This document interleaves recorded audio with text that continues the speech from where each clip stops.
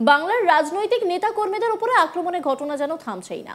এবার রবিবার রামনবমীর ভোরে বিজেপি কর্মীকে লক্ষ্য করে ঢিচক্যাও।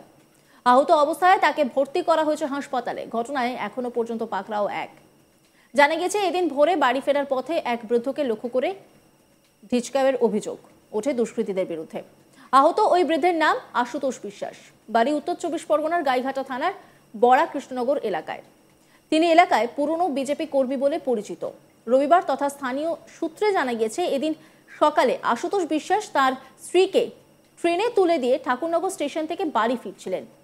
বড়া বকুলতলা এলাকায় কেউ বা কারা তাকে লক্ষ্য করে হামলা চালায়।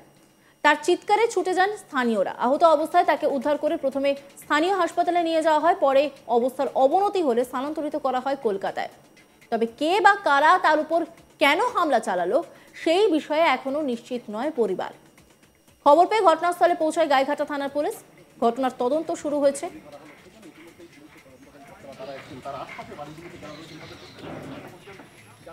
পঞ্চায়েত সদস্য তপন রায় তিনি কি বলছেন শোনাব আপনাদের। আমি যখন জানতে পারলাম যে এই ঘটনাটা ঘটেছে তখন আমি জানতে পারলাম যে অ্যাক্সিডেন্ট হয়েছে। এখন সময়টা হচ্ছে আপনার ওই 4টে পরপরই, হ্যাঁ ভোর রাত্রে। তখন ওই রাত্রে তো রাস্তায় কেউ থাকে না। যাই হোক, ওই ঘটনাটা যখন যে স্পটে পড়ে হয়েছে সেই স্পটে যে আমি যখন প্রথম যে দেখেছি তার কাছে জিজ্ঞাসা করলাম, সে বলল যে এরকম আমার বাড়ির সামনে পড়ে আছে, আমি গেট খুলে দেখি কি এরকম আমারে ডাকছে যে বাঁচাও বাঁচাও। তখন আমি যে দেখলাম ওরকম, আমিও চিল্লাচিল্লি করলাম। তখন এসে মোটামুটি লোকজন এসে ধরলো, ধরে আমাদের হসপিটালে পাঠিয়েছে। তা আমি কি দাদার কাছে কি জিজ্ঞাসা করেছিলে যে কী দেখি হলো, তা উনি বললো কি যে আমাকে বোম মারছে। হ্যাঁ, এরপরে এখন শুনছি যে গুলি করছে। আর এক স্থানীয় বাসিন্দা সন্তোষ বারুই তিনি কি বলছেন শোনাবো আপনাদের। এখানে একটু আওয়াজ পাওয়া গেছিল, আমি তো ঘুমাইছিলাম, আওয়াজ পাইছিলাম। কি শুনলেন তারপরে? তারপরে লোকজন আসছিল, আমার এসে দেখি লোকজন, সেই লোকটারও আমি দেখতে পারিনি। লোকটা মূলত কি করে? লোকটা বোর্ডে ফুল মানে ওই ফুল কাগজ দিয়ে ট্রেনের থেকে তুলে দিয়ে বাড়ি যাচ্ছিল। সেই সময় ঘটনা? হ্যাঁ। কটা নাগাদ হবে তাও? 4:45। এই লোকটার নাম জানেন? না না। ও কি এই এলাকায় আগে পরেও আসতো যে গুলিবিদ্ধ? হ্যাঁ, হয়েছে? ওখানে গুলি যে গুলিবিদ্ধ হয়েছে, যে গুলি, হ্যাঁ ও তো প্রতিদিনই আপ ডাউন করে, এই রাস্তায় যাতায়াত করে? এই রাস্তায় যাতায়াত করে, এই একটাই রাস্তা।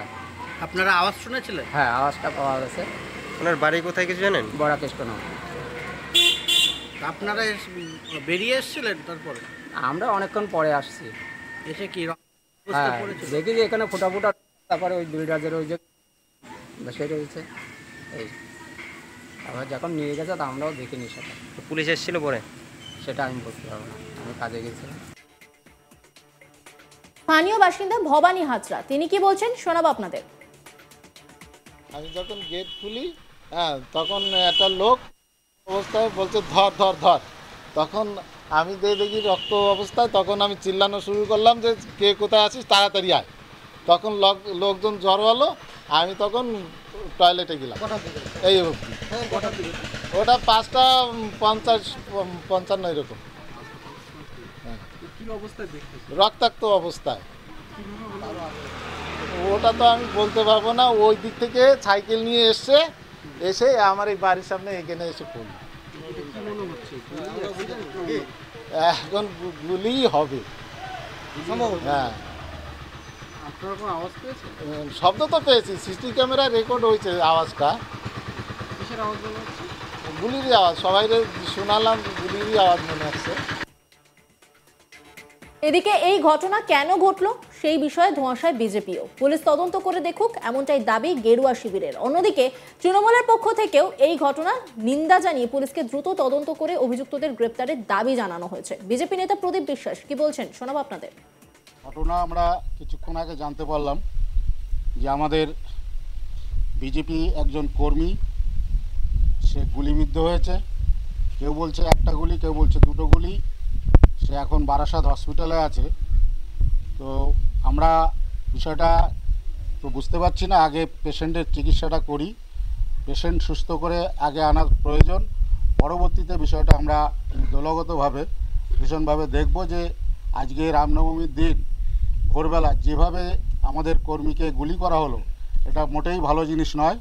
আমরা এই বিষয়টা আমাদের উচ্চতর যারা নেতৃত্ব আছে, আমাদের এমএলএ আছে, এমপি আছে, পঞ্চায়েত মেম্বার যারা আছে, নিশ্চয়ই আমরা বসে এই বিষয়টার উপরে চেষ্টা করব যাতে কিভাবে কি আসামিকে ধরিয়ে দেওয়া যায় বা দৃষ্টান্তমূলক শাস্তি হয়, আমরা এটা চেষ্টা করব। তৃণমূল নেতা অভিজিৎ বিশ্বাস তিনি কি বলছেন শোনাবো আপনাদের। বিজেপি কর্মী হতে পারে, কিন্তু এ বিষয়ে পলিটিক্যাল কোনো ব্যাপার আছে বলে আমার মনে হয় না। তার কারণ হচ্ছে গাইঘাটা শান্তিপূর্ণ জায়গা, এখানে ওরকম রাজনৈতিক হানাহানি হয় না। আমিও শুনেছি এরকম একজন ফুল বিক্রেতা তার বউ তাকে স্টেশনে দিয়ে উনি বাড়ি ফিরছিলেন এবং সেখানে কেউ বা কারা ওনার উপর আক্রমণ করা অতর্কিত এবং গুলি চালানোর ঘটনাও আমি শুনেছি। যদিও এখনও আমি কনফার্ম নই যে কী হয়েছে না হয়েছে, তবে ব্যাপারটা খুবই দুঃখজনক। আমি প্রশাসনকে বলবো যে যত তাড়াতাড়ি সম্ভব আসল দোষীকে খুঁজে বের করে শাস্তি দেওয়ার জন্যে। এবং গাইঘাটা সব জায়গায় হানাহানি হলেও, রাজনৈতিক হানাহানি হলেও, গাইঘাটা এটা শান্তিপূর্ণ জায়গা, এখানে কোনো রাজনৈতিক হানাহানি হয় না। বিজেপির পক্ষ থেকে বলা হচ্ছে যে রামনবমীর দিনে তাদের একজন কর্মীকে এইভাবে কে বা কারা গুলি করলো সেটা তদন্ত করে দেখি। না না, এটা রামনবমীর দিন কি ঈদের দিন এটা কোনো বিষয় নয়। যারা রাজনীতি খুঁজবে সব কিছুর মধ্যে, তারা সব কিছুর মধ্যেই রাজনীতি খুঁজবে। আমি অনুরোধ করব যে সব কিছু নিয়ে রাজনীতি করা উচিত নয়। পরিবারের পাশে দাঁড়ান, বিজেপির যারা নেতা যারা এই বক্তব্য দিচ্ছে তারা পরিবারের পাশে দাঁড়াক। সেই কোথায় আছে, হসপিটালে আছে না কোথায় আছে সেটা খোঁজখবর নিক, ডাক্তারের ব্যবস্থা করুক। এই সমস্ত নোংরা ঘেটে আলটিমেটলি সমাজের অপকার ছাড়া উপকার কিছু হয় না। এসডিপিও অর্ক পাঁজা তিনি কি বলছেন শোনাবো আপনাদের। আজকে প্রেস মিট হয়েছে, কেননা জানেন যে সকালে বকুলতলা বলে একটি জায়গা গাইঘাটা থানার আন্ডারে, সেখানে একটা গুলি চলার ইনসিডেন্ট হয়। তার জন্য এই প্রেস মিটটা, যে আমরা অলরেডি যে আসামি আছে তাকে আমরা অলরেডি অ্যারেস্ট করে নিয়েছি, বাকিটা তদন্তে চলছে। এখন যে ইনজিওর্ড আছেন উনি এখন চিকিৎসাধীন। তার নাম আরজি করে ট্রান্সফার করা হয়েছে। তার নাম আশু বিশ্বাস। আর যে গ্রেফতার হয়েছে তার নাম হচ্ছে তপন বালা। কি কারণে এই গুলি হয়েছে এটা আমাদের প্রাথমিকভাবে আমাদের তদন্তে মনে হচ্ছে যে এটা ব্যবসায়িক কারণে আমাদের এটা গুলি হয়েছে। যিনি গুলিবিদ্ধ হয়েছেন উনি তো বিজেপি কর্মী।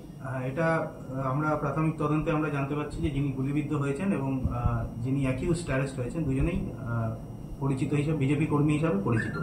এই কি ব্যবসায়িক শত্রুতার কারণেই গুলি? হ্যাঁ, এখানে ব্যবসায়িক শত্রুতার কারণে এই ঘটনাটি ঘটেছে। কটা গুলি করা হয়েছে সেটা আমরা দেখছি, এখন প্রাথমিক তদন্তে উনি চিকিৎসাধীন আছেন। কোথায় গুলি লেগেছে? কোথায় গুলি ওটাও প্রাথমিক তদন্তে দেখা হচ্ছে। অন্যান্য খবরের আপডেটের জন্য অবশ্যই নজর রাখুন আজ তাক বাংলার ইউটিউব স্ট্রিমিংয়ে। লাইক, কমেন্ট, শেয়ার এবং সাবস্ক্রাইব করতে ভুলবেন না।